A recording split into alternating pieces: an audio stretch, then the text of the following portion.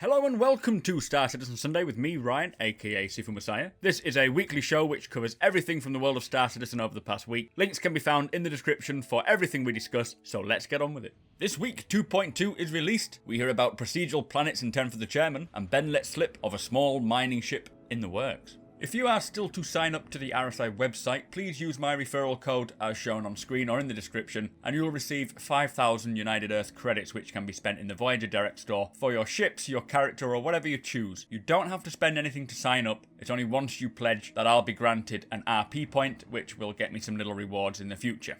Just want to say a big thank you to Christoph, who has become my latest patron. Thank you so much for your support. If you are interested in helping me make these videos by way of a small contribution each month, head over to my Patreon page, as your support really makes this possible. So Chris was back for this week's 10 for the Chairman, kicking straight off. First question being, what work is being done to increase the server population capacity? And he says they're working hard on optimizing areas to scale more. Overheads of the ships are the issue at the moment. They're also pushing multi-cores and multi-threading, and they'll keep pushing it over time. They're working on back-end server mesh tool to mesh more players into one instance. He did say they'll be able to deliver more players than they originally thought, and I think he just touched on this a bit later on, so we'll catch up with it then. Next question, will you support properly multi-screen setups? And he says right now you can do it, so they will ensure that it works. It's not been thought out yet about when you're wearing a helmet. Obviously, so much of the screen may need to be obscured. But he did say that wearing helmets will grant less visibility. EVA suits will be too bulky to wear while flying most of your ships, so you'll need to remove them when you pilot, and then if you need to put them on again, say if you had a hull breach, you'd have to go to the locker, grab it, and put it on as quickly as possible. Again, he says when you're piloting your ship, maybe not fighter ships, but you may want to take your helmet off, like if you're in a Constellation, to fly it, because you'll have a much better field of view and visibility. He says they may do some extra support for other field of view setups, but he did not touch on what. So our third question, will our hangars be integrated with the planet side and mini PU module? So basically, rather than having to load into each one separately, can we just traverse through each one? And he says, absolutely, the goal is Crusader will grow and then be added to the hangar. Landing zones are coming as soon as procedural planets are in a shareable state. He says it's sooner than we think, and so you'll have no loading into Arc Core. You'll go to the planet, fly down, and then get out and interact that way. You can get missions, you'll buy things, so on and so forth. He said they rescaled Crusader to be more like the Santon system is supposed to be, so what we see it now in 2.2 is how it's supposed to be in the final game. He says they're going to push it out so you'll be able to go between all the planets, so you've got Crusader, Microtech, Arc Core, and Hurston, and then after that they'll have jump points in for the other systems. He did say that even though there's not going to be billions of planets like other games with procedural tech, he says the level of detail and fidelity will be amazing. He even said that people can actually make a living in one system without ever having to leave. So it does sound like it's coming to be fleshed out. Very exciting for that. I really can't wait till I can start going to other planets and landing on them. Anyway, next question. Will flight decks and carriers be the only style carriers in Star Citizen, or will we have a drop-based style used in Starlancer? He says the Bengal is inspired by a World War II ship. The Idris is a small escort scout carrier. But there will be other ships with things like helipads on. I think the Carrack is a good example of this. The door on the top of the Carrack leads out into a little landing pad. Also, the Vandal carrier has a unique ship launching mechanism. And again, these ships will increase as time goes on. So plenty more ships coming in the future, I expect. So next question is, how far is it going to go with planets? We know about rocks and grass, but what about life forms and plant life? What is the mix between artist creations and procedural content? So kind of a cool mixed question there. And Chris says that there will be all levels of planets. We know of the base rocky planet, which was the tech that they showed last year for the Levski landing zone. But he did say that procedural planets has moved significantly since then. So what we see, or what we saw then, it's gone much further now. You'll also get crisis level planets with lush vegetation, trees, plants, streams, oceans, wildlife, alien wildlife, and maybe birds flying in the sky. He says they want to create ecosystems with weather variation for the planets. They're all going to be unique and like a full planet in themselves. Very exciting. They use procedural tools to generate massive play areas, then artists and designers will oversee this, using both to create the planets as a whole. Gameplay is not just going to be around landing areas. Says you may be looking for minerals or mining, and maybe even a supply mission to a scientific outpost where you take supplies, but you can't land nearby, so you've got to load them up into your rover and drive them to the destination. Also, there may be a downed ship needing rescue off of a planet. He says there's so many possibilities, and they're just going to pump them all out. Player actions also generate actions for other players and NPCs, so it's the whole living, breathing universe. Next question is, how will the instances work so people and their friends can work as a team in the same instance? And he says they're aiming to allow 200 people on one server, or this is what they're actually working towards. They're planning to have seamless server transitions and mesh them all together. So you'll start with one server, then when the player cap is reached in there, another server will start up and migrate players to whichever server is appropriate depending on their stats. As more and more people join, more servers will start up. He says there will be some cases where larger groups of people, so like 500, maybe 1,000 people, won't be able to be rendered. So what they'll do is they're coming up with something which will have people coming in and out of your sort of sphere of visibility. So you'll see people and they'll see you, and they will all be in the same instance, but they won't be all rendered at the same time until they get to a certain distance towards you, or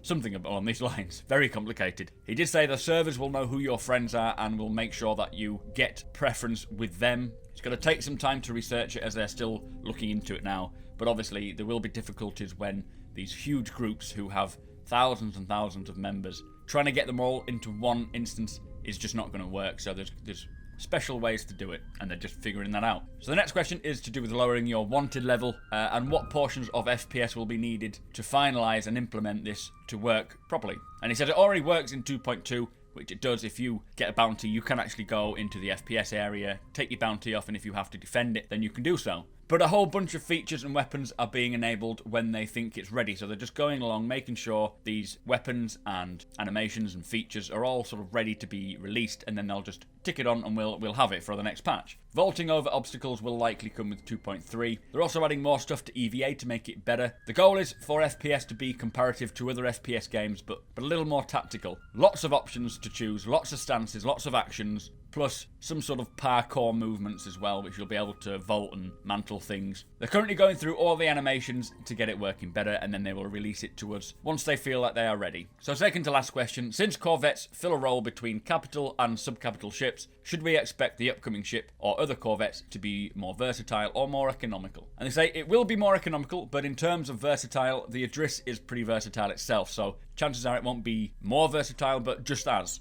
The new upcoming corvette will be around 100 meters or so. It won't be a massive carrier, and then he also mentions that the Idris will likely require quite a few players or NPCs to help you fly it. It's not going to be a one-person ship. So last question, what is the end vision for planetary ship entry? They would love to see a requirement for crew to analyse various aspects such as atmospheric pressure, composition, etc, etc. And he says they haven't fleshed it out yet, but there are plans for atmospheric entry and flight. Think of Prometheus entry, for example, where they go through a storm and through clouds. So it might be quite dangerous to go through these storms and will require quite a bit of effort and challenging and skill. But they are planning on having full weather systems on planets.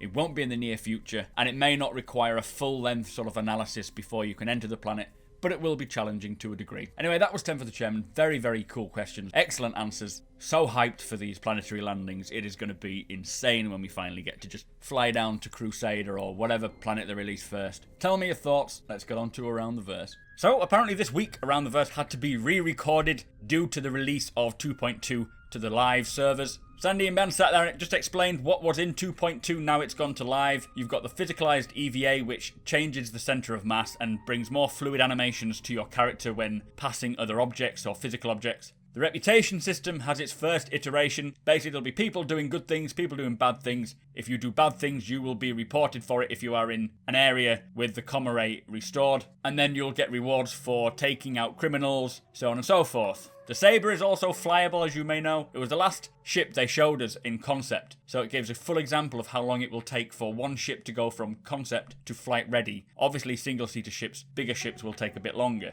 Now, this is a stealth fighter with stealth features, so do get in there, check it out. If you don't own one, don't forget you can earn rental equipment credits and hire one and use it in Crusader as well. Coolers and power plants are in. It's the first iteration of the component system as well. All ships will eventually be able to interchange everything about them. Now, if you had your 56 million stretch goal as well, you will get the J-Span Cryo Cooler, which you can purchase from the Voyager Direct or rent from Electronic Access. The Jan Scout is hangar ready for those who own it. The Freelancer has had its damage states implemented, which is very, very cool. Crusader itself, the planet within the map has gotten smaller. It's to match the lore. This is more its final position, its final size. It may change up a little bit, but there will be gas giants in there. to the size that Crusader was at. Crusader was actually set to the size of something like Jupiter, so it's kind of oversized. But eventually there will be facilities on Crusader's surface which we'll be able to go down to and land. So up next is obviously 2.3. They said there may be a larger ship involved, which we can all imagine what that might be. Squadron 42 is still going strong. The physical star map, which if you pledged, the first thing I ever pledged for back in 2012 was a physical star map. They have been given the sample poster and it does look amazing. I'm very excited to receive that. Also, the Sabre and the Jean Scout are up for sale now, so if you missed out before, now is your chance to pick one up. So news from around the verse, starting with CIG in Los Angeles. They are fitting older ships, specifically now the Gladius and the Hornet, with new cockpit screens. Now these are to be physicalized like we see in other ships, where you can press the buttons and so forth. These are the first two they're going to be revamping. The rest will obviously come down the line. And also the Caterpillar, they have finished the interior blockout tweaks, which was to allow for FPS inside it to be more smooth without any problems occurring. Texas CIG, they have worked on the locomotion sets. They're starting to help with Squadron 42 characters, in particular at the moment, Admiral Bishop. Also, Friends 2.0 has been wrapped up. They're now working on the UI for it, and eventually you'll be able to add people to the ignore list. Foundry 42 in the UK, the FPS team has been working on player traversal. They said they're going to get it feeling good on foot, so they're going to implement things like vaulting and mantling just to give it more of a robust system. Player health is being looked at, so what affects your health and what doesn't, they're just doing the research now. The Vandal character design has been nailed down. The Idris, they are still working on the flight issues they had when they first made it flyable. They're playing with it, then they're fixing it, they're playing with it again, finding more bugs and fixing them. Things like the items and piping system is getting a lot of work, so eventually that will be flight ready. Also, they're doing some design work on cargo, refueling, mining, and interdiction. So all these game mechanics are getting worked on now. They'll make it into the game hopefully as soon as possible, because I am very excited to try them all out. Foundry 42 Frankfurt, they were just talking about AI. They have laid down the big AI plan now for the year. Perception is something they'd worked on before. Vision and audio has now been done, and they are just linking them up together so they all work as one item. Also, they're looking at group behavior for AI, so this allows NPCs to request targets to help people. For example, if someone calls for help, then an AI will come and assist you, or assist an NPC if you're in the area. Subsumption is a big deal for creating a list of idle behaviors. So when you see an NPC, things like jobs, their routines, the tasks that you will see them taking part in will look real and will feel very immersive. Now, this is something that has not been seen to this level before, so again, very exciting. And again, with most of their sort of tools and their systems they're creating, it takes time to create a solid foundation so that these systems work perfectly from the offset, which is why it's been such a delay in getting a lot of this stuff out. But now they've got it sorted, it'll start coming out a lot quicker. The ATV interview this week was with Pedro Camacho, who is the Star Citizen conductor. He is responsible for all the music we hear in the trailers. Very, very talented chap. Highly recommend checking out the interview. He is such a legend when it comes to music, as you've probably heard by listening to some of his tracks. Most valuable post goes to the Imperial News Network for their work in Star Citizen's community. Highly recommend signing up to their website or checking out their website. Always reporting stuff. Very professional.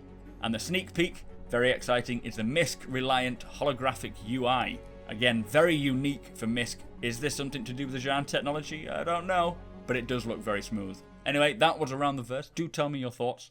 Let's move on. So, finally on to Reverse the Verse. They started off by mentioning that 2.2 is live, and they have started shooting part of the Star Citizen making of documentary into Where's My Spaceship, which is where they tell us where each spaceship is in development and how close it is to being complete. Starting with the Endeavour, they say it's much further in the schedule. Javelin is being put together now in the UK for Squadron 42. The Hull series, again, like the Endeavour, further down the line, but they'll do the Hull A first and then move on to the rest. The Herald is being worked on. The Jean Scout is getting flight ready. The Bengal carrier is getting some work as well, again for Squadron 42. There's concepts in for a small mining ship, which is pretty cool. We'll see it in the vault someday. Very excited about this. The Argo pods are being built, and they are working on variants for them as well. The Dragonfly is with the tech designers, then it's onto a concept artist, and that's the same for the Polaris, and the Prowler is still being held off until the Tavarians have been designed. So from here, Kelix Renault, Matt Sherman and Kirk Tomei just came on to talk about the ship components.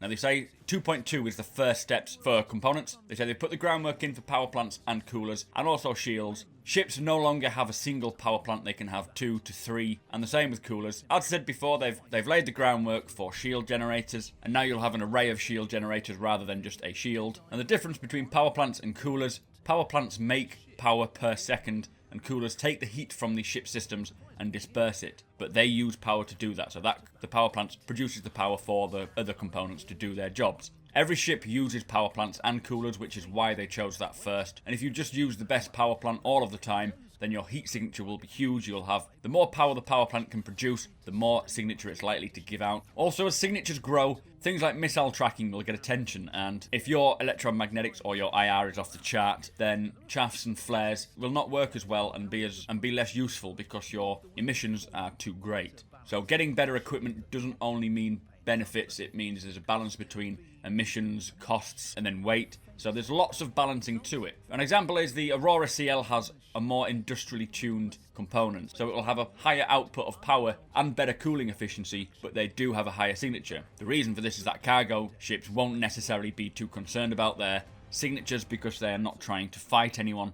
So it doesn't really make too much of a difference. Also, the other downside of having best components is the repair for them will be at a higher cost and will require more resources as well. So it's a lot of balancing there, and it is going to play really nicely into the whole component system. Shields, they say 2.2. The shields are now locked in per ship, so an Avenger can only have Avenger shields, and Mustangs can only have Mustangs, and so on and so forth. And for now, the shields in Voyager Direct, if you purchase one from there, they will be disabled. And if you had a size 1, then you'll get 1 shield generator. If you had a size 2, you would get 2 generators instead, and so on and so forth. Shield behavior has been updated. The ballistic penetration, for example, will scale between how much damage the projectile will cause when the shield is at 100 compared to when it is at 0, and in between. So obviously, if your shield generator is at 100, then ballistic damage will be less, and it will scale downwards to when your shields are at 0. It's also better to have mixed loadouts because you'd use energy weapons to take down shields and then ballistic weapons to do more damage after. The regeneration delay only happens when it hits 0,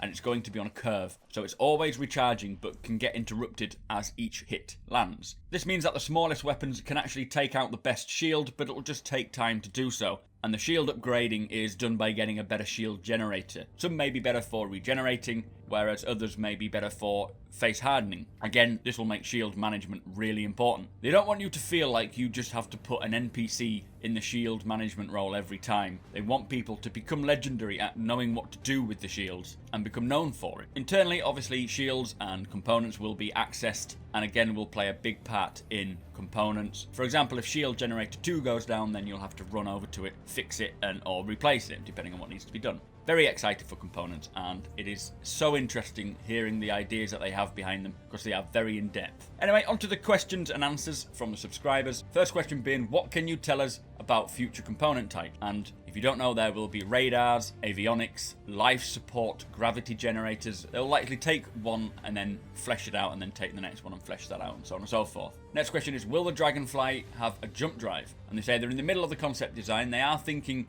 it could be the first snub fighter to use quantum, but this will be a trade-off and it won't likely be able to land on a planet. They don't want to fully commit to saying yes or no yet, so it's still in the works. Question after that is, any plans for buying components in the Mini PU store? And they say they are working towards it. They want you to check the parts out in the store. They really want that to happen, but they're bringing clothes in first because it is less important than components. So if they can get the shopping working properly, then they'll start bringing in components. Next question is, what's the future of ship speeds? Now, they say there's a lot of refactoring going on. They're looking through all the ships. They've nailed down the metrics better for ship performance. SCM and afterburner speeds are still in flux. They're working on a better balance with it being Crusader now rather than Arena Commander like they used to use before. Obviously, the scale is so much bigger. So, next question is, how long is the Caterpillar? He said he's not sure, but he's working on the interior floor plan now, so dimensions are being altered, and he won't know until it's more fleshed out. Question after that is, will cockpit views get better? Some cockpit views will be changing, but many of the views are designed to be either open or closed. It's specifically designed like that. The Freelancer, for example, is different for a reason. It is more of a commercial vehicle rather than a fighter, so having a full wide view is not always necessary. Also, some HUDs or screen MFDs will make a difference once all ships are implemented with them, so this will help you with your situational awareness. Next question, can we expect 2.3 this month? And they say the goal is to have a patch every month, but sometimes it slips. The PTU is generally on schedule, but can vary. Question after that is, crashing and ramming are major issues. Will shields repel against that? And they say currently the shields are just about weapons, so deflecting weapon fire and so forth. Down the road they may explore it, but there are more features to address. This is not the next thing in line, so we'll have to wait and see. Next question, how will component repair work for non-multicrew ships? And it'll basically work the same as multicrew ships. You'll have to get out though, maybe EVA if you're in space, or walk around if you are landed, open up a panel and then repair it with your tool. And again, you'll, same as multi-crew ships, you can replace subcomponents, so on and so forth. So exactly the same, but on multi-crew ships, they're just more accessible. Next question, how will components work on the Vandal, Glaive and Scythe? And they say at the moment it's only for ships made by humans. The Vandals will have a bit more bespoke components, so we'll have to wait and see about that. Question after that is, what's the difference between engines and thrusters? They say engines generate thrust, thrusters direct it. Next question is, any more ship commercials coming out? And they say the cinematics guys are working on Squadron 42 at the moment, so there's none in the works. But also, I just want to plug something from the Havoc X organization. There's a link in the description, and they're running a competition called the Next Great Ship Commercial. Now, I think it comes to an end around the 11th of March, so you've got to be quick, where you create a commercial, all the details are there, and if you win, then you can win an LTI Karak. So do check it out, but be quick. I apologise I didn't get this out quicker. Next question is, any plans for the Sabre to be rentable? And they said it should be fixed now. It was on the cards for the morning of this show. Second to last question, tell us something about the ATV sneak peek. So if you did see it, it was the Reliant HUD. It's a previs before they actually build it, so it's not technically in-engine. MISC uses 3D holograms, and the Reliant actually has the most open cockpit. So this will go back to the Freelancer's cockpit. You'll have more of a hologram HUD rather than the usual that we see for most ships. So it should be interesting. Final question, any chance shopping will make it into 2.3 or 2.4? And they say, yes, but they can't promise specific features for specific patches. I think the intention is there to put it in, but they can't guarantee it. They say when it comes to a patch or a new patch being worked on, they take pieces that are ready to be put into the patch and then present that to us. If things aren't ready, then they just leave it until the next patch. So looking ahead, they say the Space Plant subscriber flare is coming. This is not the stretch goal plant, it is the subscriber specific plant. Chris Roberts is back in the UK next week for 2 weeks for Squadron 42 stuff. They are working on 2.2.1, which is a hot fix for stability and desync issues. And they're beginning work for 2.3. Again, they just pick things out, and if it's ready, they'll put it in. Also, they're still collecting Big Benny's footage. They haven't said why, but they want to see Benny everywhere. If you can get him in Artcore, then do so. Anyway, that was Reverse the Verse. Finally managed to get it into Star Citizen Sunday. Tell me what you think. Let's move on. So as you've probably heard, 2.2 is now live to everyone, and with the release, they released a post that details all the different things that are available with it now, and along with multiple bug fixing and balancing updates, you get the flyable Sabre, damage states for the Freelancer, the hangar-ready Jean Scout, component system is launched starting with coolers and power plants, the physical space around Crusader has been updated to closer represent how it will look in the final game, individual instances now hold up to 24 players, we have the hostility or reputation system, an initial party system, and physicalized EVA. Again, if you want to know more about this, then watch some of my other videos or check out the post which will show you some details on each individual feature. With the launch of 2.2, the Sabre and the Jean Scout or the Katu Al is available to purchase again. The Sabre is $204 and the Jean Scout is $180. Don't forget, if you find any bugs, report them. Don't just get angry about them. So also this week we had a new booty call titled Paradise Lost. There was a behind the scenes look at multi-crew and physics grid. Mark is back for the 20th episode of Bug Smashers. And finally, February's monthly report is available to read. So just a quick heads up for those who prefer to listen to Star Citizen Sunday on the move. I'm in the process of adding all of the episodes of Star Citizen Sunday to SoundCloud, which gets them into an MP3 format, so be sure to follow me on there. Today's episode will be up a little later. Once it's on there, I will be adding them also to iTunes as podcasts. So again, be sure to check it out. So that brings us to the end of the show. Thank you for watching, and thank you to our subscribers, plus a massive thank you to our patrons as you make this possible. If you like what we do and want to help us make it better, follow the link in the description to our Patreon page to learn more.